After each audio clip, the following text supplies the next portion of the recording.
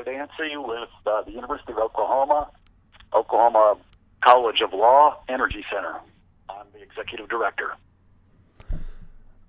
Joe Dancy joining us this week. We're going to talk a little bit about how some of these shale plays connect. You know, I love Shale Play USA. And, of course, we got the Scoop, the Stack, the Eagle Ford, the Permian, those types of things, which Continental Resources out of Oklahoma is known for. But also the Bakken up in North Dakota, which they might be more known for that, too. Who knows? But Mr. Joe Dancy just kind of reviewed a little bit on what they have going on. We also want to talk about the Spears report and then some new developments or observations in frac stages. So, Mr. Dancy, how are you doing today? Good. We're doing really good today, Jason. Thank you. Well, let's start off with Continental Resources a little bit. Just kind of, obviously you're not a stockbroker by any means, so we're just talking about observations here. But kind of what do you have going on with them? They seem to be making the news a lot lately, whether it be outsourcing stuff to China, whether it be shifting some leases around, that sort of thing. Kind of from that 5,000-foot view, what are you seeing? Well, Jason, they're a good company. I actually at the University of Oklahoma, I'm the director of the Energy Center, so I get to see. And I get, 2 or 3 really good reports every day on companies, industry trends, analysts. And the last week, crossing my desk, I've gotten a number of reports on Continental Resources, and they're, of course, the Oklahoma City company. Again, I'm not a stockbroker. I'm not recommending the company. They're a very good corporate citizen. They're a big supporter of OU. But what these analysts say, and this is sort of what I'm reporting, is I'm looking at what the analysts are saying about their drilling activity. And what they're saying is that the Bakken play for Continental, their acreage, their initial production rates, their completion techniques, everything looks really good in the Bakken formation. And, that the firm, because of the attractive acreage, looks like this is an attractive firm, an attractive play. And a couple of the analysts also noted that in Oklahoma we have, of course, the Scoop and the Stack, and they noted that the Continental Scoop wells were as expected, but some of their Stack wells were a little bit disappointing in that they were more expensive to drill than expected, and the initial production rates weren't quite as high as the analyst had estimated earlier. Now, I don't know. I mean, these are third-party analysts. I won't name them. They're well-known analysts that if I, said their names or associate the banks they're with, you would recognize them. But just reporting. And I think last time we talked here a month or so ago, I was noting the activity in the Bakken and the fact that as oil prices increase from Lord knows they've been so low the last couple of years. As they increase, this is going to make the Bakken production much more attractive, as well as companies, as well as assets up there, because it's a little bit higher cost province to explore in, partly because of the weather. It's like, God, when you're fracking and it's 20 below, number one, it's hard to get crews. Number two, it's hard to keep everything warmed up. When you're down here in the Permian Basin, it might be 30 degrees, but it's a lot easier to frack when you're in the Permian at 30 degrees than, in the Bakken at 10 below in a snowstorm. And just the expenses up there, too, to get the equipment, et cetera. And I'm not a petroleum engineer, but I just know, talking to them, they say it's easier to run a crew in the Eagle Ford or the Bakken or the Scoop and Stack than it is in North Dakota. And a lot of that is just due to the weather. And Lord knows, I know, we talked earlier last week, and it was snowing up there, and, it's 60 degrees in Oklahoma and sunny today, which, Lord, I'm happy I'm down here. But anyway, the Bakken looks really positive from what the analysts are saying, and from what I've seen in other reports over the last month. Again, I'm not recommending the stock, but it's positive for North Dakota. You did mention a little bit of the Scoop and the Stack. I had Mr. Henry on from Continental last year during, I want to say it was last March, actually. And they talked about the Scoop and the Stack and some of the expectations they had and kind of how it was going to be a good secondary play, subsidiary play, because some of the things you mentioned about the weather elements are true. There are times that, it not only slows down the joints, but it also slows down just the whole the whole energy extraction flow when you add in the geography as well. So you got the weather elements and the geography. So I totally understood what they were talking about. Some of these southern plays that are a little bit more geographically, I guess, advantageous, as well as just the whole flow of things, when you're talking about $40 to $60 oil, where that's tough. That's a tough spot, because you want to keep the activity going, but at the same time, sometimes you're not making any money on things. So when I hear, the expectations weren't quite as projected, elaborate a little bit more on that. Did they lose money? Do you know? Did they at least make money? Because, obviously, if you break even, that's the best thing that can happen. But if you make money, that's even better, I guess. But you know what I mean. Did when you mentioned they weren't as good? Go ahead. Well, I think actually Continental. What the analyst said anyway is the when you have a play, you estimate going forward what your initial production rate's going to be. You know what your wells are going to cost to drill, so you can actually determine what your returns are. And they said the Scoop is coming in as expected. For Continental as well as other players, which is real positive. The Bakken is coming in as expected. Apparently, the stack play, it's becoming more expensive, and they really didn't elaborate whether it was just service costs going up or whether there's more equipment you have to put down hole or there's additional fracking cost or whatever. But the wells were more expensive. And the initial production rates, which is, you turn the well on, you get a flow back, were not what they had expected. They were close, but they were still, 10 or 15%, as I recall, below, what they'd projected. So going forward, they see, analysts, if you drill some wells and, not what you expected, you redo the model and you take the latest information, you put it in there. So when you increase your costs and decrease your initial production rate in barrels, and if you keep the cost, the revenue, the price deck, what you're going to sell in place, your return goes down. You're still, I guarantee you, Continental is still making money in the stock. It's a very attractive stat. It is a very attractive play from an economic standpoint, from what I've been told.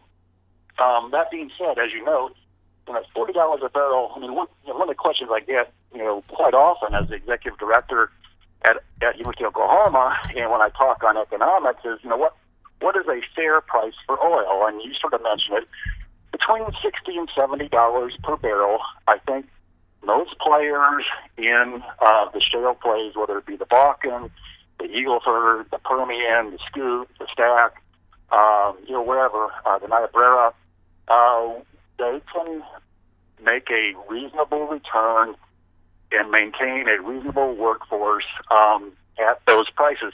The problem is, Jason, and this is pretty shocking, when I went out in December to the Permian Basin and talked to some operators, and they took me out to some wells, they said, it's still incredibly tough to get fracking crews.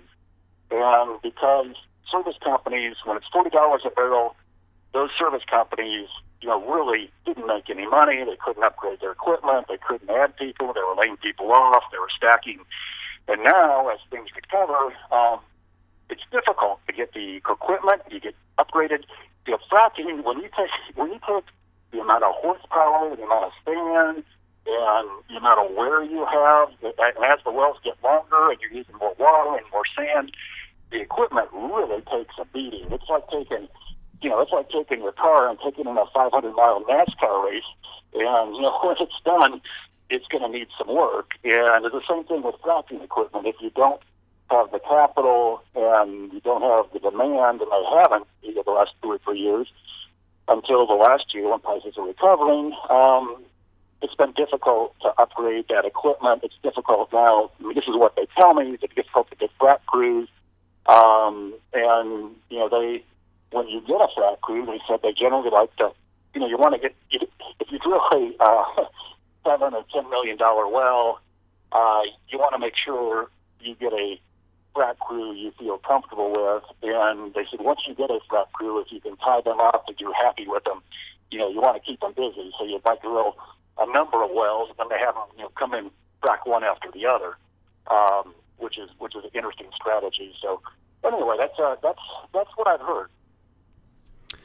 You know, you bring up, in my opinion, one of the most undertold stories in the one of the most undertold stories in the shale plays going on right now, and that is the changing workforce. And what I mean by that is the jobs have changed. The old sling and chains of the roughnecks, those jobs are, virtually gone, and you've got a more, I don't know if it's a white collar, blue collar hybrid type of a worker, but there's the nomadic portion of it is gone. That kind of that traveling nomadic is seemed to be gone by the wayside, and they're going with more hub locations as opposed to the carnival, and the jobs are getting so specialized. It just seemed like over the last 12 months, that's been the main push in oil and gas right now, is trying to fill the workforce with the proper employees so that they can get the starter pistol almost ready to go, because it seems like they got the jobs lined up. But in order to get those jobs going in a succinction, in order to make it so that these workers have years of work, so they don't have to worry about if oil prices go up and down and et cetera. Are you following me a little bit on that, the change of the workforce out there in the oil and gas industry? Yeah, a little bit. And I know there's a shortage, and I a number of people that ask me, anybody that, we have openings, and actually the people, and they weren't service company, but I mean, Continental, actually about 6 months ago, was looking for an internal auditor, and they emailed me on LinkedIn and said, hey, if you know any, can you post this? We're looking for an internal auditor. We know you have a bunch of followers on LinkedIn. So I posted their job posting, and it's tough to get people, whether, it's a cyclical business. I guess to go into your point more so is, you go back and look historically, and the crude oil price, and actually natural gas prices, have been much more volatile in the last 10 years than they were before. It's always a tough business because everybody competes against each other. I mean, you go back when they were drilling the Oklahoma City field, everybody was drilling wells, and you're producing as much as you can. And essentially, when you have full competition, your profit, eventually goes to zero, and you have the cyclicality. But when you have prices going from, $110 down to 26 and back to 40 and then to 50, and then you have, we're at what, 60 now or 55, or, I didn't look this morning, but when you're a planner for a company or an employee, it's very difficult to plan, to allocate capital.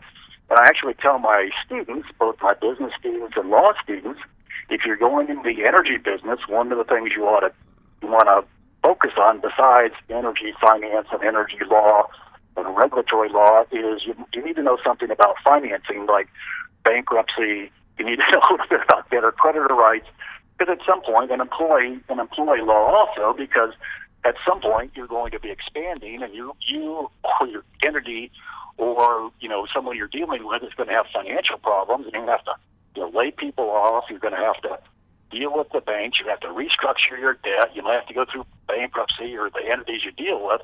And if you just have a basic knowledge of that, you don't have to be a super expert on bankruptcy, but you should know the basic concepts that are involved in trying to protect yourself. And let me make it real clear, Jason. This is not because a lot of these companies are mismanaged. It's when when oil's $60 a barrel, and I've seen some reports. I don't put much credence in them, but they say that there's so much oil that's going to flow out of the Permian and the Scoop and Stack and the Bakken that we're going back to $30 a barrel.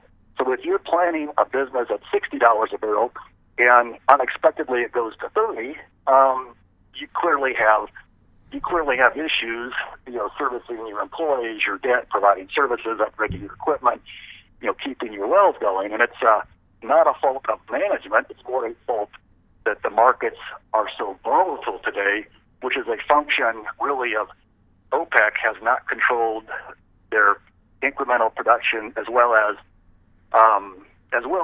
we did in the United States, Texas and Oklahoma and other states, back when we had the incremental production available to sort of moderate prices. Let's talk about the Spears report a little bit. First off, just a quick overview of what the Spears report is and what you've seen from its findings. Yeah, the Spears report is a report. They're a consulting company out of Tulsa. They've been around for at least 30 years. They are they generally provide information dealing with well performance, well service trends, because that's their clients. And what they found, and this is a report they just issued in the last 2 weeks, is that if you go back to 2014 and you see how well most wells, unconventional wells, have performed year over year, the efficiencies have increased. For example, in 2014, say, the average initial production rate was 500 barrels per day. The increase to 2014 to 2015 would be something in the extent of 20%. So in 2015, you would get a well that's 600 barrels per day. And so each year you get a 10 to 15% increase in initial production. And as you know, the more oil you get out earlier, the more cash you get in the bank, and these wells decline really quickly. So the difference between a 500 barrel a day well and a 900 barrel a day well or 800 barrel a day well, is substantial as far as just the reserves you recover. And what they found using real data, using unconventional reserves, is that nationwide, the initial production rate for the first time has sort of peaked in 2017. So no longer do we have wells that increased 10% from a year ago. What they said is it actually declined a little bit. And their speculation is the wells are getting longer. So it's not these wells, not because we're drilling shorter wells. We're using more sand. We're using more water. The completion techniques are improved. The stages have been put closer together. And they said really they can't get the stages much closer together when you frack, because you'll have frack interference within a one given wellbore, and you don't want that. There's enough problems, they say, between frack interference between well number one and well number two, much less between stages. So what they said is, in their opinion, potentially that a lot of producers have high graded or taken their best acreage and completed those wells over the last 3 years, and now we are moving to what they call tier 2 or tier 3 type of acreage. It is, it's reserves or formations that are not quite as attractive as the tier 1 acreage. And this sort of, and I don't know, these are two sharp bulbs. They're really smart. They're very well respected in industry. I saw, John Spears spoke here at Oklahoma City Petroleum Engineering meeting 2 months ago, just on the general outlook for oil and gas prices, which he says is going to be pretty stable around $60. But what they say is essentially this high grading. I've heard this before from executives like Mark Papa, who is an executive. I think he sold his company to Exxon and was one of the pioneers in the fracking revolution. And actually, he has come out with some comments that the industry overall, may have used a lot of the best inventory in tier 1 acreage, and that going forward, we're not going to see the wells, the initial production rates increase. And the implication, Jason, is staggering, because if you take most analysts, they sort of expect the average well is going to increase continually, 10% per year because of technology, because of just like it has the last 3 or 4 or 5 years. And if you take the actual data and look for the last year and there's no increase, what this says is we're going to have to drill a lot more wells to keep production in the United States growing and stable than what many analysts think. And again, you hear some analysts saying, if we keep drilling wells like we have, we're going to have so much oil, it's going to get to $30 a barrel. We'll be, exporting we already export more than 1 million barrels per day, but we're going to export, triple what we're doing now. And according to the Spears, and according to the last presentation that I saw from Mr. Papa, which is actually, I think he made it in November and December at I think it was a Merrill Lynch conference. Their argument is correct, and we have taken our best acreage, or most companies have taken their best acreage and already developed them. And I've heard sort of secondhand that a lot of the infill wells, they call them sort of child wells. If you drill the first one, it's the parent, and the second wells are the child, or the third and fourth. The child wells are not as good as expected. I was at a conference a week or two ago, and I said, the childs are sort of stunted, and I said, I guess I've got to sort of avoid that. I don't want to be controversial talking about the parents and stunted child wells, but the wells are not as good as expected in some areas. This is specifically the Permian Basin where I've heard this. I haven't heard it in the Bakken, but I assume it may apply in the Bakken. It may apply in the Scoop Stack. I don't know. But in the Permian Basin, they said some of the investors and some of the finance folks are a little bit concerned because they expected, the child to be at least as good, if not better, than the parent, because you have additional time, you have additional technology. You would go into these infill wells to develop the additional acreage, and what they found is apparently the parent well, when you frack this stuff, the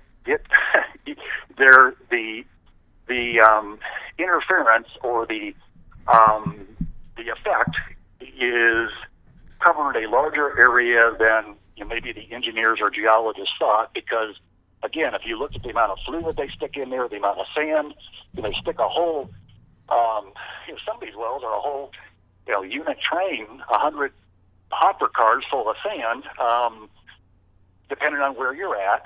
And it's an incredible amount of fracking going on. And if that's also true, going forward, we're going to have to drill a lot more wells. So the Spears, in their report, actually I heard they had an interview a week ago that they posted on the internet.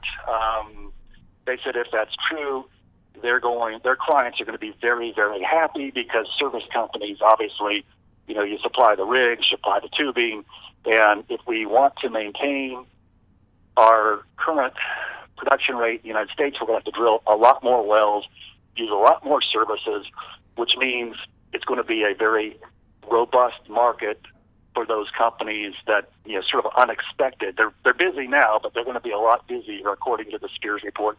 If you buy off, and again, I'm just the messenger reporting what I've heard as a expert. I respect these folks, and I wouldn't bet against them. Now, whether they're right or not, I'm not sure, but they do very good analysis. Well, I think what you're saying is already happened, to be honest. I mean, when I take a look at the Bakken, they had similar things where the curve was a lot sharper after the initial frac was done, to where their refracs were just being done quick and getting, maybe not as much, and the technology maybe need to be tweaked a little bit. So that's kind of what I saw, was in order to keep that 1 million barrels a day, a lot of these refracs were happening, and they know them pretty well, but there's some fine tuning still that needs to be done, because you go every inch, and it's different under there. So that to me is kind of what I heard. And through the last few years, a lot of those service companies, they had to sharpen their pencils and get really tight with some of their pricing. I think the switch is going to flip a little bit, to where I see more technology companies now having to sharpen their pencils, because they had a good past 3 years. And just what I've observed with the ebb and the flow of the oil and gas industry, the bear and the bull market and that sort of thing, these science projects are starting to show how they can save money. And in order to keep drilling now, there's going to be a little bit of sharpening some pencils. So I think I agree with you that the service companies are going to see a little bit of a boom, a little micro pocket, if you will. But I think the technology companies might have to take a look at their pricing. Am I out of line for speculating on that side? No, it's actually a good observation, and it's interesting you bring up the refract issue, because now it's been 2 or 3 months since I talked to one of my experts that comes in and lectures to my class, and actually he's coming in 3 weeks. And last time he was into my class, he was talking about, he's an ex-executive with Devon here in Oklahoma City. He's actually teaching now at the University of Oklahoma, but he's a petroleum engineer. And what he said is, if they figure out the technology on refracking and go into these wells that are already drilled, and if they use the right formula, he goes, it could be a real game changer economically on a positive side, where you get a lot more oil out or gas out than you expected. But he goes, they're still working with refracts and the design of refracts. It's something, Jason, I really haven't studied, and I haven't really seen any good analyst reports, and maybe I ought to be looking for them, because in his opinion, he goes, with the party who figures out the refract question, you go in and frack it for the second time, he goes, if they figure it out correctly, he goes, it could be a big game changer. And he goes, not only for the company, but he goes, the problem is everybody, once you figure out the technology, if it's really positive and really, you get a huge return on, he goes, you're going to have another flood of oil that is unexpected, which will really probably depress prices. But from what I see in the market, it hasn't happened. If you go in and refract, I'm sure it is economical to do that, but you're not getting a huge return like you do in the initial drilling. And that's just me again speculating, reporting what I hear from third parties. I'm sort of like the parrot who sits in the cage all day and listens to people talk, and then I try to figure it out for myself. But then go teach my students, say, here's what the laws and regulations and finance, how it all works, and here's what I think's going on, and here's what I heard. But I will say, overall, for the domestic oil and gas business, both in the Bakken, both in Niobrara, in Permian, Scoop and Stack, the natural gas markets don't look really good. If you have oil production, that's where you want to be. And Eagle Ford, the oil portion of Eagle Ford, looks pretty decent. I can say I think the industry looks really good going forward for the next year or two, because I think prices, I will agree with Spears and some other people that prices between $55 and $75 a barrel look real positive. And I guess we haven't talked about prices. We actually put out a report about a month ago where we increased our because of demand and supply trends and some other things, we increased our forecast for West Texas Intermediate from I think it was $67 a barrel average in 2018 to $72 a barrel. And of course, that is high compared to investment banks. On the other hand, there are some reports out there, like Goldman Sachs actually has some sort of a higher price, at least towards the end of 2018. Raymond James is also, has a higher price towards, I think their average though is a little bit below that for 2018. So we are on the high end, but I think when you look at the trends in demand and supply, and you look at the technology, it would not surprise me at all if we saw, if oil is above $72 a barrel, sometimes between July 4th and Christmas, because the trends are there, the growth is there, the economy's growing globally, and the flood of oil, and actually the global inventories are coming down substantially. So I think it's going to be a very robust time, and I think actually you're going to have a very good Christmas in the Bakken. And if you don't, you can call me and I'll send you a card and a bottle of whiskey.